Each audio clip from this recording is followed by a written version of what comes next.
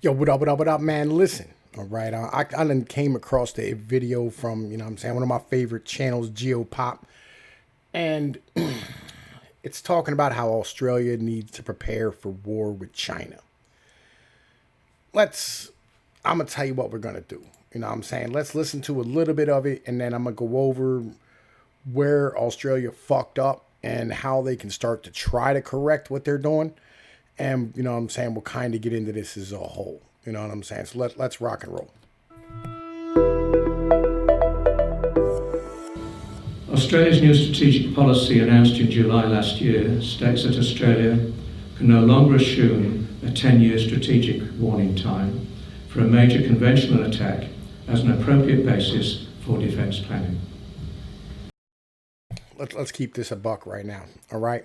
So, as I've told y'all like 100 times, you know what I'm saying? And if you're new to the channel, I apologize if you don't know, my video content. Go back and watch my Peter Zehan videos, you know what I'm saying? I think I have them all on a playlist. Legitimately, the United States is leaving the world stage as a whole as the world police, all right? This was all done because of Bretton Woods and, post-World War II, us fighting the Soviets. We sat here and protected everybody else's trade, right? And protected everybody else in the world, right? So that everybody would, be on our side against the Soviets, and we can collapse the Soviet Union and deal with, communism as a whole. Now, with that being said, we are no longer doing this because, well, the Soviets don't exist anymore, which is, a highly important fact when you're, still holding up a military action against a country. You tend to stop doing these military actions against a country once the country is no longer a country anymore. It's no longer a threat, right? So now the problem is that like we're looking at the South Asia area and we're going like, yo, we really don't need this. We're going to onshore most of these manufacturing, and we really don't have any use for it anymore. That's a bit of a problem for guys like Australia. I've had this conversation with guys before, and they get super pissy about this. I'll be honest with you. You know what I mean? Like, this is something that they should have seen the writing on the wall and they shouldn't have bought into as hard, right? Like, you should never, ever, ever, assume that things will always be the way that they are right now. Because, times change, the globe changes. And if you don't understand why it is people are doing what they're doing, and you're in this weak of a position as Australia is, you should really, plan better. So let's listen to a little bit about what's going on with this. And then, we're not going to get a whole lot into this video because it's boring and the audio is terrible.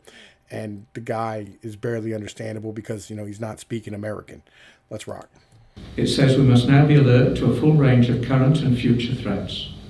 These include the possibility of high-intensity conflict in which Australia's sovereignty and security may be directly tested. The importance of greatly shortened warning time cannot be overstated because it has serious implications for a much more capable defence force at higher states of preparedness. Because potential warning times are now much shorter, the new framework for strategic risk management by defence will also have to be very different from that of the past. Contingencies with little or no warning carry severe implications for accurate warning indicators and the ability to make timely intelligence assessments. All right, so let's kind of get into this, because it's important to understand like where Australia is right now in the world as far as geopolitics is concerned, and to also understand, some of the like international like intelligence sharing things, because Australia is a big part of, the Pacific theater as far as, intelligence sharing is concerned. There's what's known as like the Five Eyes or the Hand or whatever it is. And basically, like, it's a network of, a bunch of countries who share a lot of, intelligence things and things of this nature. So, with that being said, what's going on with Australia and why are they all of a sudden, starting this posture? Well, first off, let's start with the fact that 5.6 of all Chinese people identify themselves as, or Australian people identify themselves as Chinese. Right. And that's a bit of a problem, because when 1.2 million of somebody say that they're, of Chinese ancestry inside of your country, right? That's a bit of an issue when it comes down to the fact that there's only like 23 million individuals, right? Add to that, $251 billion worth of their, you know what I'm saying, GDP is tied up, you know what I'm saying, with China, right? Problem is they only have a $1.3 trillion GDP. So, you know what I'm saying, that's nearly a quarter of their GDP is tied up with China. So, you know what I'm saying, they're heavily reliant upon them for exports and imports. Here's another bit of an issue. They're not having enough kids, right? This can be corrected, right? You know what I mean? But like it has to be done the right way, right? A population of 25.36 million people versus the Chinese 1 billion individuals. Bit of a problem, you know what I mean? At the end of the day, that might be a bit of an issue, you know? Just putting that out there might be a bit of a problem, you know what I'm saying, right?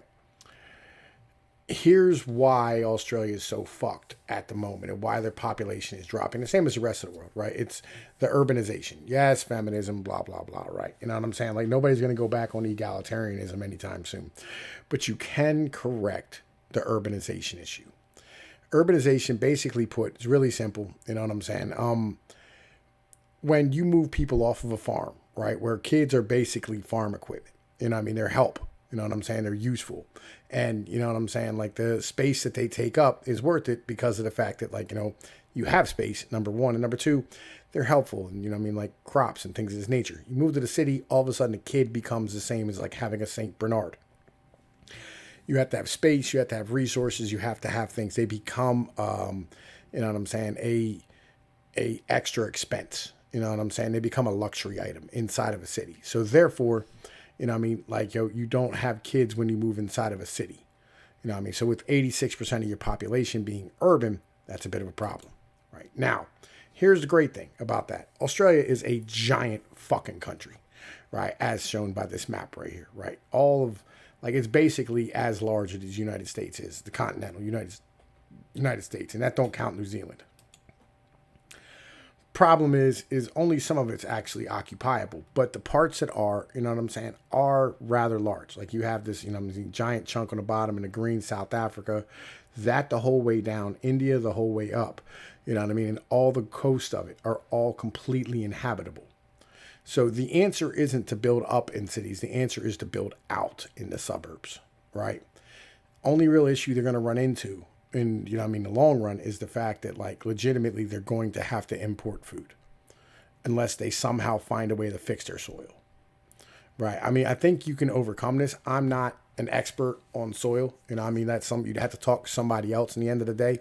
Right. But, you know what I mean, Australia has the technical ability and the educated population to be able to overcome something like soil deprivations. You know what I'm saying? Because the vast majority of their soils are completely infertile, right? You know what I mean? You know, in the middle of it's a giant fucking desert. You know what I mean? Like it's this whole fucking giant chunk in the middle is all desert. But with proper irrigation, you know what I mean? You could turn a chunk of it into, you know what I mean, area that can be grown in the end of the day. You know, but you're going to have to add things to the soil to make it become fertile, which I don't know how to do. I'm just not an expert in this type of thing. But again, the answer isn't to build upward. The answer isn't more people in the city. The answer isn't immigration because you're not going to have anywhere you can pull from, especially in your neighborhood. You know what I mean? Like in the end of the day, maybe some Taiwanese are going to run away or some Filipinos, you know, but that's probably really not good for your country as a whole socially. You know, I mean, this is something that's probably going to have to require something more that would resemble fascism, you know what I mean, to get y'all in order where you need to be and having lots and lots of kids. I would build massive amounts of houses outside of the cities, you know what I mean, and just give land away in the end of the day. And you would have, like, legitimately just, you'd have to turn on a dime and understand that you need to get your population up, you know what I mean, and start arming up for war. You know what I mean? So, I mean, that means pumping into, like, heavy steel industries, which you have lots of natural resources. You know what I mean? Like you have tons of steel, you have tons of iron, tons of coal. You have the abilities to do these things. You just have to be willing to tell the rest of the world to fuck itself because you got to protect yourself. In the end of the day, what's more important? You know what I mean? Like standing here and, you know, virtue signaling to the rest of the world and saying, oh, we're good people, or end up being conquered by another country and having your entire population live under a dictatorial rule. And, you know, I mean, Han Chinese communism. It's highly important because you know what? We're not going to come to save you because we don't want to. And it ain't none of our business. You made a really bad mistake betting on the fact that the U.S. world order would just continue, that Pax Americana would continue. It's time to reindustrialize. Stop sending your businesses over to China. Stop trying to trade with China. You know what I mean? You basically aren't going to have trade partners in this scenario. It is what it is. You're going to have to fall into yourself and grow your population and grow your country upon yourself. Maybe do business with India. You know what I mean? That's probably your best bet. That's the only individuals who, you know, you're going to have the opportunity to do so with. Anyway, yo, look.